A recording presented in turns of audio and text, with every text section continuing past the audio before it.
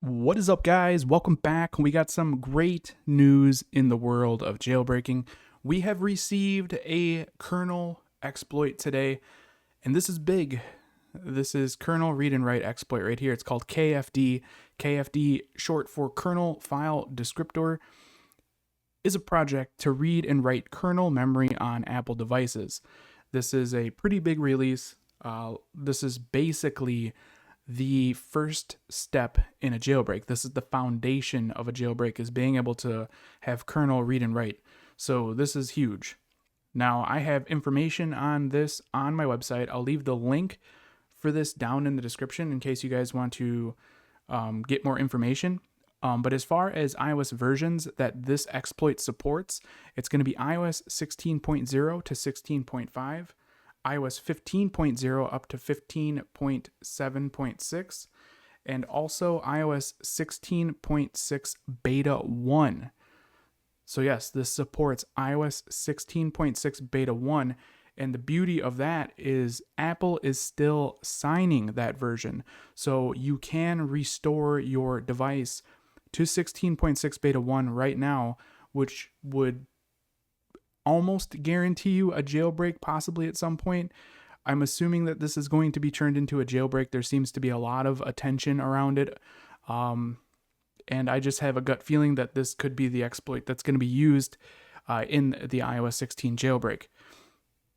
So, with that being said, if you need to or want to restore your device to this version, which could receive a jailbreak at some point, I do have all of the downloads for iOS 16.6 Beta 1 right here. Depending on which device you have, you can download it from the website there and use your computer to restore to that version.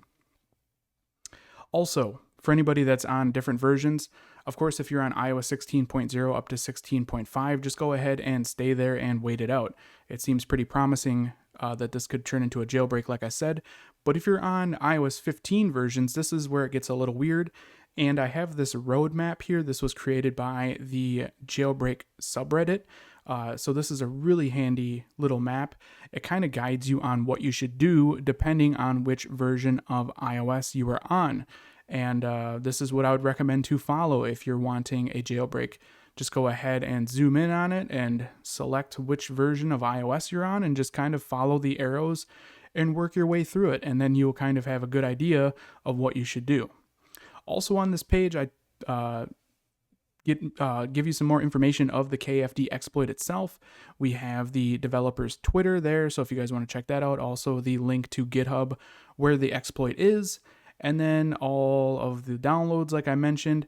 And one thing I want to talk about is this is just the exploit. This is not a jailbreak yet. There is a lot of work that needs to be done for it to be turned into a public jailbreak. And one of the biggest pieces of that puzzle is going to be a PAC and PPL bypass. And that is, I think, probably the next hardest part to turn this into a jailbreak, is to be able to bypass those. There's been a bit of talk on Twitter that, you know, it's not going to be easy to do, but it probably is possible. It's just going to take some time. So if you guys are wanting a jailbreak, if you're on A12 and newer, just wait it out. This is going to be our next best option, I think. I think that this could be the iOS 16 jailbreak that's going to be for A12 plus.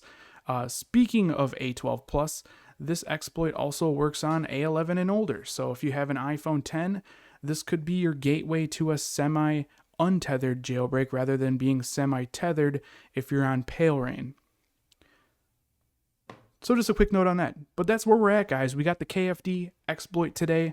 A huge step in getting an iOS 16 A12 Plus jailbreak. Hopefully we see it evolve into a jailbreak. That would be pretty dang cool if you ask me. Now, as far as that jailbreak goes, I'm not sure if I'm going to be able to do a full-on guide with it. I do have my iPhone XS Max. This is on 15.4, which is currently jailbroken with dopamine. So if the jailbreak is released for all versions of iOS 15 as well, I could probably use it on this device to do a tutorial. But other than that, my iPhone 10 is on 16.5.1, just because I jailbreak this with Pale Rain, so I don't really need it to be on 16.5. Maybe if enough people want it, I could do a restore on this showing you how to get to 16.6 beta 1, and then I could keep this device there and wait it out for this jailbreak. I'm not sure, and that's if it even supports A11 and older. The exploit does. If a jailbreak's developed, I don't know if it would or not. Time will tell, I guess.